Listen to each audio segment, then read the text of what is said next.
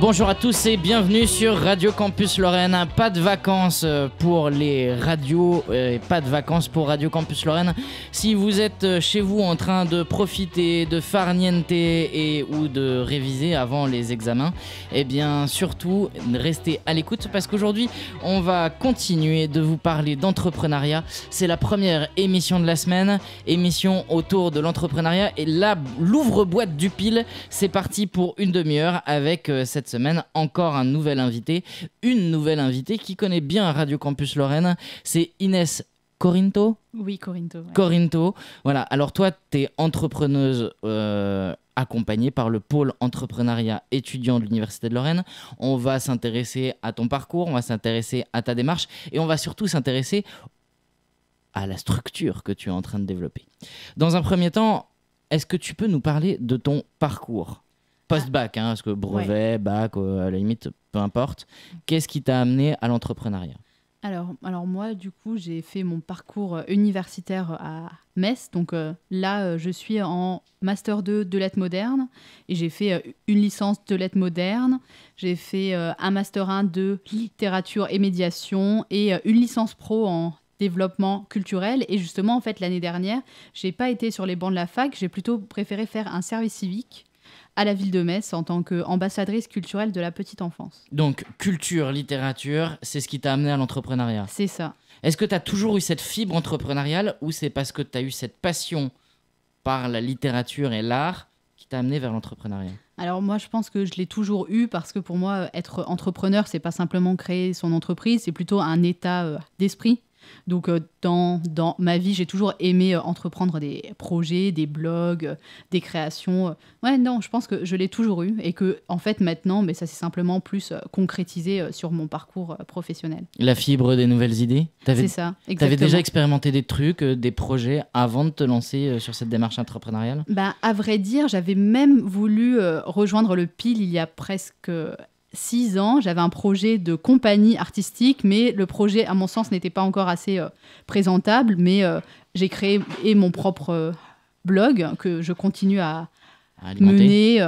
J'ai toujours eu un peu des démarches très spontanées qui font qu'à côté de mon parcours universitaire, j'ai pas mal de petites expériences ici et là. Des petits projets de l'associatif ? Alors, en fait, l'associatif, c'est un peu comme toi, je pense. Je pense que j'ai dû tomber dedans quand j'étais toute petite. J'ai commencé, en fait, la danse dans l'associatif, puisque j'ai commencé la danse à l'âge de 4-5 ans dans l'association du petit en fait, village dont je suis originaire. Est-ce qu'on est entrepreneur de père en fils ? Est-ce que c'est quelque chose qui t'a été inculqué par tes parents ou c'est quelque chose que tu as découvert par toi-même ? Mes parents, ils sont dans l'associatif, donc je pense qu'ils ont par conséquent cette fibre entrepreneuriale puisque mon père a une association de matchs de foot italien et j'ai une maman qui m'a beaucoup accompagnée. Donc je pense que la fibre d'entreprendre et en lien avec l'éducation populaire, c'est quand même un truc qu'on a dans la famille. Et d'où vient cette passion pour l'art et la littérature ? Alors en fait, ça c'est depuis toute petite. Ça a commencé hyper tôt. J'écrivais des poèmes dans les carnets d'Idol quand c'était la fameuse mode. J'ai toujours dansé.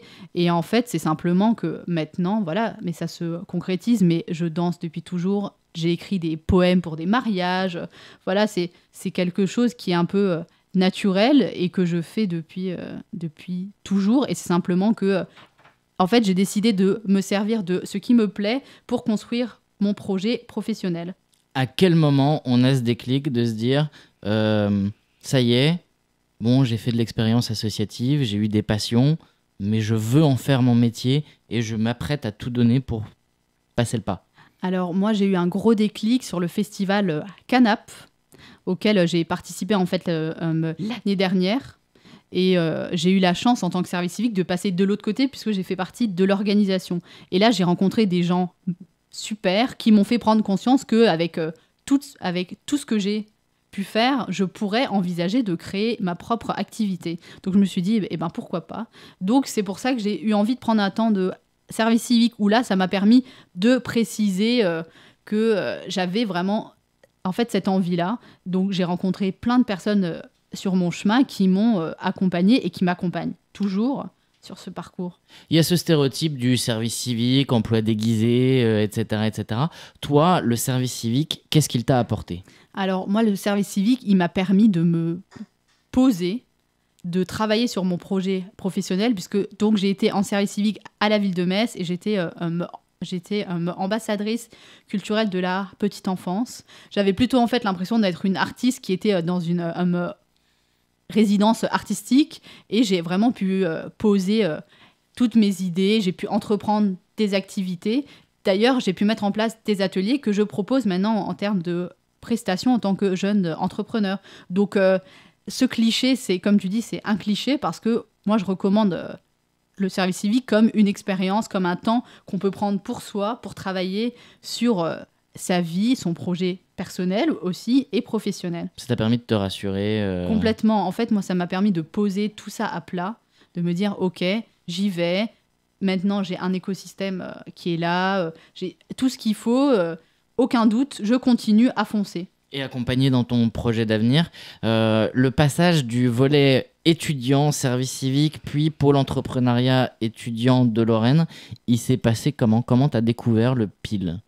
Alors le PIL, j'en avais déjà entendu parler donc il y a très longtemps sur le salon Auriaction. Et là justement c'est en faisant des rencontres, notamment avec mon petit ami qui est aussi au PIL, ça m'a en fait remis la puce à l'oreille qu'il existait cette possibilité et je me suis dit mais en fait c'est génial, je vais reprendre mes études et devenir étudiante entrepreneur, comme ça je vais pouvoir combiner et une volonté de continuer mon parcours universitaire pour poursuivre peut-être en doctorat et de continuer mon projet parce qu'en fait mon entreprise elle est en lien avec mon parcours universitaire, donc c'est plutôt merveilleux et le PIL permet de concilier tout ça. Tu n'as pas perdu le statut étudiant du coup ?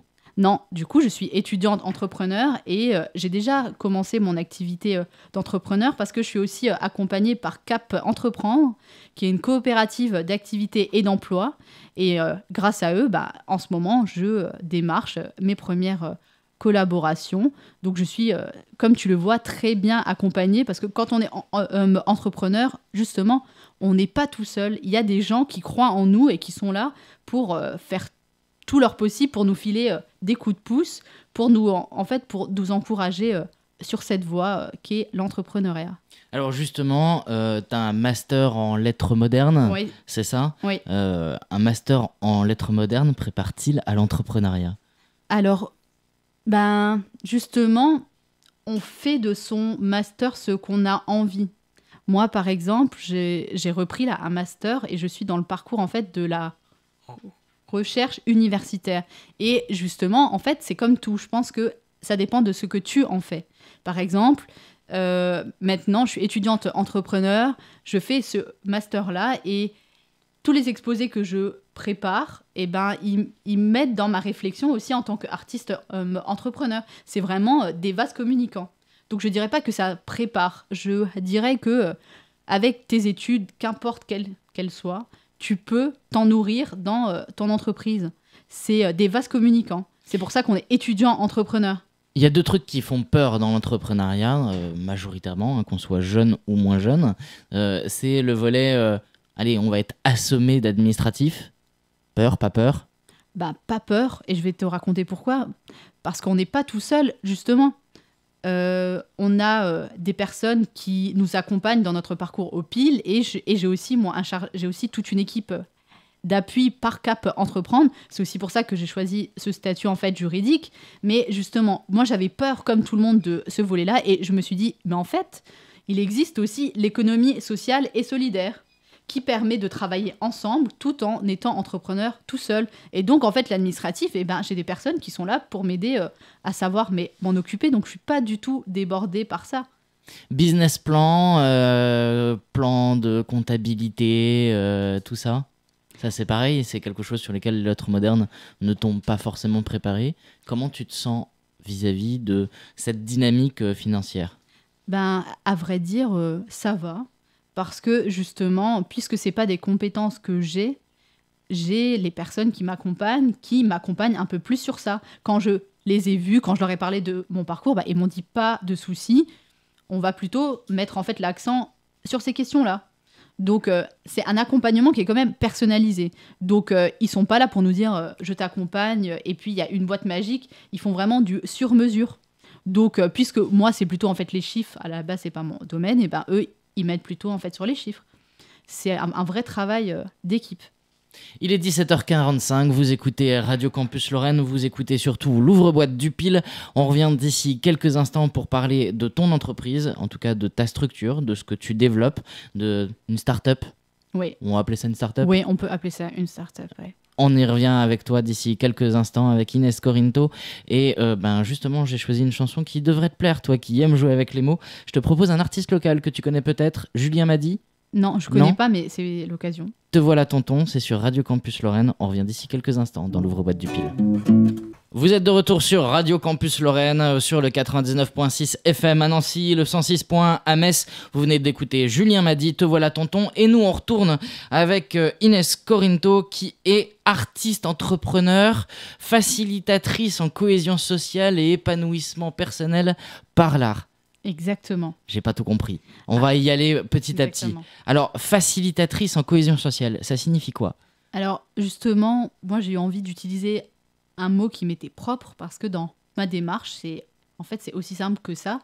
Par l'art, je souhaite faciliter, être en fait l'intermédiaire qui aide à une meilleure cohésion sociale et de l'épanouissement personnel. C'est pour ça que je me suis dit, je peux pas avoir un nom de métier qui existe déjà.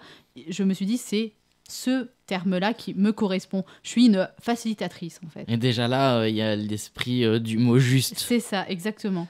Alors, ok, facilitatrice en cohésion sociale et épanouissement personnel par l'art. Comment par l'art tu arrives à tes fins?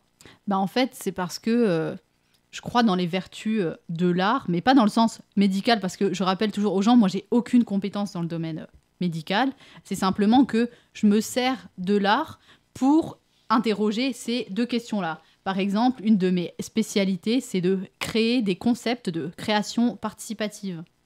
C'est vraiment, justement, j'utilise des mots qui sont propres, j'invente des concepts, on retourne à mes origines. Des concepts de création participative. Exactement. Comment, dans le concret, ça peut se matérialiser? En fait, par exemple, je vais te parler de celle qui est la plus connue, c'est les fameuses, en fait, lettres jaunes, dont j'ai dû donner, en fait, l'explication à ta collègue tout à l'heure. En fait, les lettres jaunes, c'est né d'une anecdote, et c'est toi et moi, on va dans un café, on discute, je te fais ta lettre jaune, ensuite il y a une étape de photo, et ensuite on parle de références culturelles. Il y a un parcours en fait. Ça par exemple, c'est un concept que j'ai inventé totalement de A à Z. Lettre jaune, c'est quoi le concept d'une lettre jaune? On se voit, on discute, et après il y a une lettre jaune. Et ensuite, qu'est-ce qu'il y a dans cette lettre jaune? En fait, moi je t'écris, suite à notre échange, qu'est-ce que j'ai capté de notre échange, qu'est-ce qu'en fait ça m'inspire, et tu es libre ou non d'y répondre et de faire les autres étapes qui Tu réalises mon portrait en fait. Non, je vais un peu parler de tiens, j'ai remarqué ça, et puis on avait parlé de ça. En fait, je fais un peu de la lecture de notre échange. C'est pas un compte rendu non plus. Non, ça reste poétique, ça reste humain, ça reste vraiment de l'écriture épistolaire comme on en faisait il y a très longtemps, et oui. Voilà, c'est ça. Très très longtemps. Comment t'arrives à remettre ça au goût du jour? Est-ce que ça prend? Justement, ça prend beaucoup parce que j'écris à la main. Ouais. J'écris au stylo à billes par contre parce que j'aime pas du tout le stylo à encre. Ouais. Et je prends le temps en fait d'écrire une lettre, et les gens sont très touchés parce qu'ils se disent t'as pris du temps pour m'écrire une lettre, pour demander mon adresse, pour acheter un timbre et tout. C'est une démarche qui touche les gens parce que c'est très personnel. C'est une résistance aux réseaux sociaux et aux médias numériques? Alors c'est pas une résistance, parce qu'une résistance ça veut dire qu'il y a un combat. Pour moi c'est simplement une autre façon de communiquer et de rappeler que dans les relations humaines il est important de prendre son temps, de se poser, et que quand on écrit, on prend le temps, on prend du temps pour l'autre, on pose ses mots. Il y a quelque chose de très personnel. Ton écriture, c'est super personnel. Ouais. Et en quoi ça peut contribuer on fait ça tous les deux, en quoi ça peut contribuer à mon épanouissement personnel?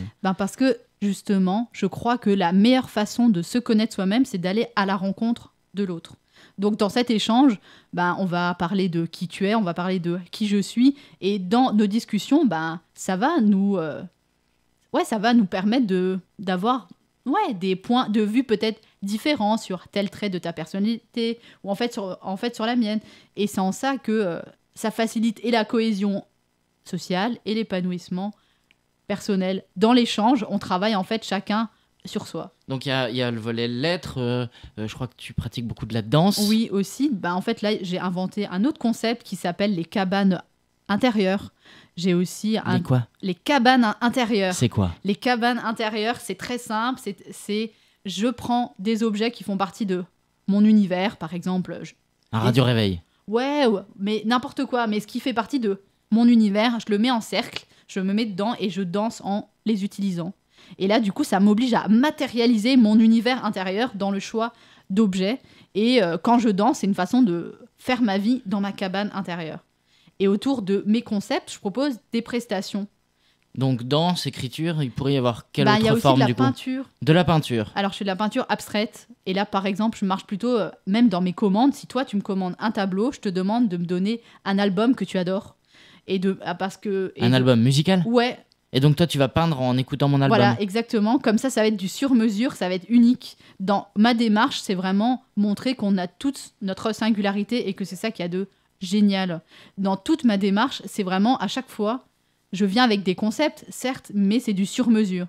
Parce qu'on est tous différents et qu'on ne peut pas venir avec une boîte à outils et claquer ça comme ça. On doit prendre le temps de découvrir l'autre pour faire ce genre de choses.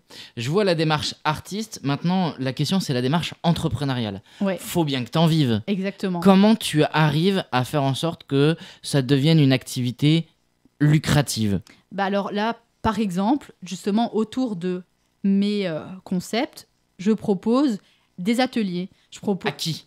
C'est-à-dire que moi, je suis intéressé, on peut traiter directement ou c'est entre structures? Alors en fait, je propose et pour des particuliers et pour des professionnels. Pour les particuliers, j'ai même donné un autre petit nom, c'est le cabinet numéro 5. Si toi, particulier, tu veux participer à ce genre de choses, tu viens et tu rentres dans le cabinet numéro 5 et là, ça va être vraiment du sur-mesure. Combien ça me coûte le cabinet numéro 5? Alors ça, justement, ça va dépendre de ce que tu veux. Parce que les prix, je peux pas te dire, je marche à tant et tant. C'est tout le temps du sur-mesure. Et je m'intéresse aussi à des institutionnels. Par exemple, là, en ce moment, je suis en négociation avec une école. J'ai commencé à intervenir dans un centre qui accueille des enfants qui ont des handicaps. Je m'adresse à tous les publics, mais j'ai une offre de prestation qui est différente. Là, c'est pareil, s'il y a des gens qui nous écoutent, qui sont dans une MJC, ils peuvent très bien me contacter. On se prend le temps, on discute. Et moi, je fais un projet sur mesure et donc un devis qui sera sur mesure. Je peux pas te claquer un chiffre comme ça. Il n'y a pas d'ordre d'idée. Non, parce qu'à chaque fois, c'est unique. C'est vraiment... Moi, je marche au sur-mesure. Je crois dans le pouvoir du sur-mesure. On prend le temps, on discute. C'est un projet qui sera fait exprès pour la MJC des 4 bornes. Ça sera un projet qui sera fait exprès pour toi. Et au moins, ça sera top, quoi. Parce que je vais pas te claquer un cadre comme ça. Ça sera vraiment adapté. Donc là, pour l'instant, on est toujours au démarrage du projet. Ouais, mais justement, je suis justement à la recherche de collaboration. Il faudrait combien de collaborations? Il faudrait quel chiffre d'affaires pour que tu te dises, bon, bah ça y est, tous les tutorats que j'ai derrière, maintenant je vole toute seule de mes propres ailes. Justement, puisque c'est du sur-mesure, ça dépend parce que les prestations, elles n'ont pas le même coût. Par exemple, il me faudrait quand même, moi, dans mon équilibre de mon entreprise, je veux autant faire du particulier que des institutionnels. Il faudrait que dans le mois, j'ai des interventions pour des institutionnels, où là, c'est des prestations avec un coût plus important, et des prestations pour des particuliers. Moi, j'ai pensé mon équilibre de mon entreprise comme ça. Qu'est-ce qui te manque dans ton développement? Du matériel, un local, des collaborateurs? Qu'est-ce qui ferait que tu passes l'étape suivante? Alors... Peut-être pouvoir m'installer. Alors, j'ai une idée de l'endroit où je veux m'installer. Ça serait ou à Metz ou à Forbach. À Forbach, ça serait dans la pépinière d'entreprise. Et à Metz, je ne sais pas encore. Mais c'est vrai que si je pouvais avoir mon atelier où je puisse accueillir des gens pour le cabinet numéro 5, parce qu'à terme, j'aimerais quand même pouvoir avoir un cabinet pour accueillir ça fait un peu de consultation quand même. Ouais, mais Justement, moi, je suis pas psychologue. Je rappelle toujours, attention, c'est pas de la thérapie. Non, ça peut être du coaching si tu veux, mais pas de la thérapie parce que ne marchons pas sur les plates-bandes de nos collègues psychologues. C'est pas les mêmes compétences. Qui eux sont moins artistes, mais plus thérapeutes. On a des champs de compétences différents. Et quand des gens... Et vous pourriez bosser ensemble, du coup complètement, parce que ce qui me plaît, moi, dans mon entreprise, et c'est déjà prévu, c'est que si toi, tu viens voir que tu participes à mes prestations et qu'à un moment, je me rends compte que ça dépasse mon champ de compétences, et ben, je vais te dire, va voir Armand, parce que moi, je suis pas psychologue et que tu as peut-être besoin de cet accompagnement-là, ou va voir un sophrologue. Mais moi, je suis quand même une artiste, donc j'ai une démarche peut-être de coaching, mais pas thérapeutique, attention. Et il pourrait y avoir des psychologues qui, du coup, ou des thérapeutes qui feraient appel à toi dans le cadre de ton entreprise. Exactement. Pour travailler avec toi, avec tel ou tel patient. Complètement. En fait, moi, c'est un peu un de mes rêves, quoi. C'est plutôt d'être un électron, en fait, libre qui collabore avec des sophrologues, des psychologues. C'est qui sait, il y en a peut-être qui nous écoutent et qui viendront te contacter. Hein. Complètement. Mais en fait, c'est ça qui me tient à cœur, c'est que on a chacun notre champ de compétences. Moi, je suis dans le domaine artistique. Et il faut pas tout mélanger, quoi. Dernière question, il y a des étudiants certainement qui nous écoutent. Ouais. Qu'est-ce que tu aurais envie de leur dire s'ils avaient un projet d'entrepreneurial mais qui se disaient « Non, j'y arriverai jamais, c'est trop dur ». De venir me voir pour qu'on en parle. C'est vrai ? Ouais, parce que peut-être que je pourrais juste partager mon expérience, parce que je crois dans ce pouvoir-là, le pouvoir des rencontres, on discute de ce par quoi on est passé. Et je pense que c'est la meilleure façon d'être plus rassuré, parce que si quelqu'un te voit et te dit oh, « mais non, faut pas avoir peur », ouais, non, mais attends, si je te dis « ne t'inquiète pas, j'ai traversé ça, si moi je l'ai fait, toi aussi tu peux le faire », je pense que ça sera déjà plus pertinent que simplement te consoler et te dire « non, mais t'inquiète, vas-y ». Fonce. Il y a quand même le culte de la peur de l'échec en France quand même. Ouais, mais justement, ça c'est un peu un tort de notre culture. Toi, tu n'as pas peur d'échouer? Bah non, parce que je sais que je vais me casser la gueule comme n'importe qui. Mais je crois dans cette capacité à se servir de ce qu'on apprend de notre échec pour rebondir. Et je vous encourage à écouter mon TED.